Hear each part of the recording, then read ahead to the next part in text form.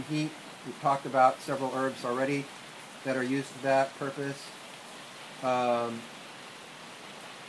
It's also used for yin deficient heat, so it can be good when there's night sweats and sore knees, low back from yin deficiency, and malar flush again, like on the cheeks and during the afternoon and evening, and the low-grade fevers and all of that. Nourishes the liver and kidney yin. It also can calm the spirit, help with irritability and agitation in that regard. If it's processed properly, then you make huang out of it, and that becomes a blood tonic. That's also good for liver and kidney yin as well.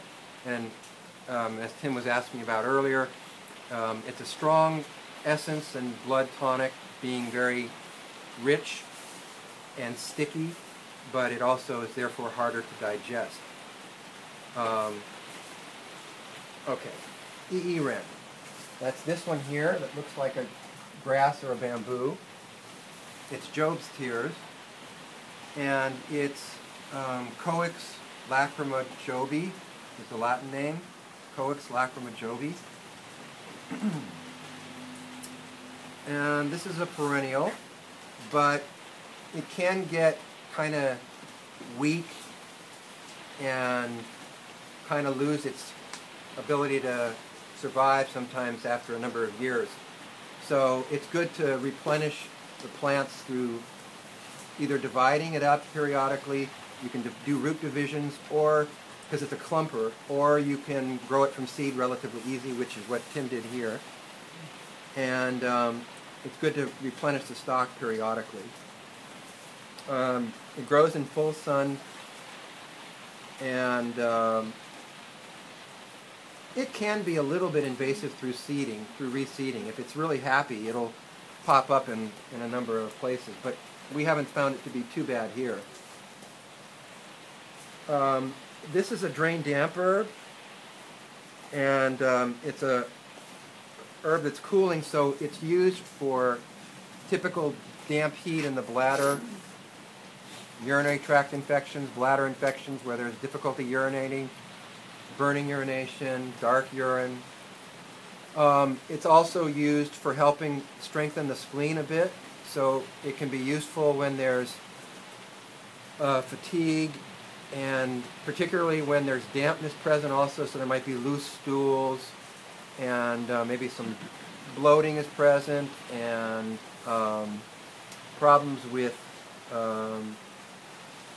weak limbs and lethargy, that kind of thing. And then it's also useful for damp heat, and can be useful for damp heat anywhere in the body, and can be good for damp heat like vaginal discharges and musculoskeletal patterns where the musculoskeletal system shows signs of redness and swelling with that, and it may feel hot to the touch, and it's worse with damp and warm weather, humid weather. Okay, huai shi. Where is that? It's right next to the ren. Next to the ren. Oh, there it is in a little pot. Yeah. Okay. And that has you notice the red stems on it. It's actually got a reddish tinge to the stems. And the stems also have you can't really see it on the little plant, but when you see the older plants, the stems have joints on them that are very enlarged, kind of like a knee joint or something like that. So there's a doctrine of signatures thing here going on. For one thing, the plant treats the blood. This is one of those herbs that I mentioned about early on when I was talking about the doctrine of signatures and herbs that are reddish, treating the blood. And then also the fact that it has these knee-like joints, and it's good for treating the lower body joints, the knees, for example.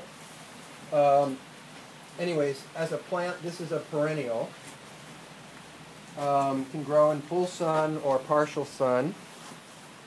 And reproduction is through seeds, typically. Grows pretty readily from seed. It will reseed. If it's moderately happy, it'll reseed fairly well. And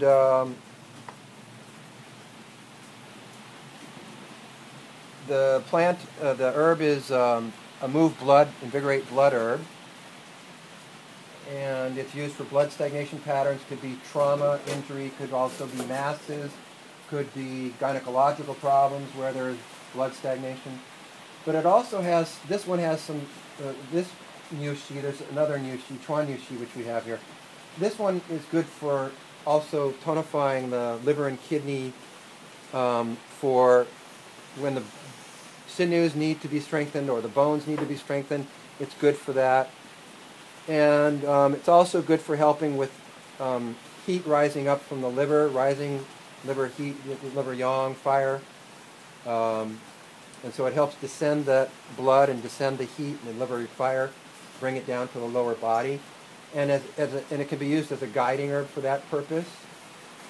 And it's used particularly for helping in bringing things down to the lower body and helping with tonifying the liver and kidneys. It's used particularly for helping the low back and the knees and the ankles, strengthening the bones and tendons.